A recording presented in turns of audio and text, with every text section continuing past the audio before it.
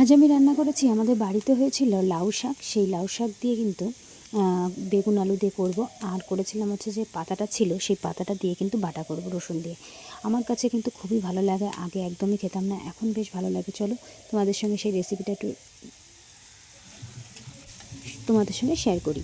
তো চলো, তাও রান্না হয়েছিল হচ্ছে ডিমের ঝোল, হাতে বাটা মশলা দিয়ে করেছিলাম। আর করেছিলাম ওই যে লাউ শাক পাতা দিয়ে ডাঁটা দিয়ে তোমার বেগুন আলু দিয়ে একটু তরকারি। আর করেছিলাম হচ্ছে লাউ পাতা বাটা।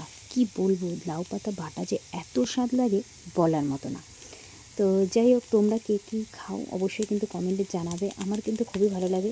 তো মোটামুটি দেখো, সব রান্নাবান্না কিন্তু অলমোস্ট আমার কমপ্লিট হয়ে গেছে। ডিমের ঝোল আর ওই লাউয়ের ডাঁটা কিন্তু হয়ে গেছে। আর এদিকে বসিয়ে দিয়েছি হচ্ছে লাউ পাতা বাটার জন্য প্রথম কাজ, যেটা রসুন। অনেকটাই রসুন দিয়েছিলাম, আর দিয়েছিলাম কালো জিরে আর কাঁচা লঙ্কা। সেটা কিন্তু ভাজা ভাজা হয়ে আসলে তারপরে দিয়ে দিয়েছিলাম হচ্ছে শাকগুলো বেশ ভাজা ভাজা করব। তারপরে কিন্তু শিলপাটা বেটে নেব। ব্যাস, হয়ে গেল আমার কমপ্লিট রান্না। তো দেখো, এটা কিন্তু খেতে ভীষণ মজা লাগে, তোমরা কিন্তু ট্রাই করে দেখতে পারো।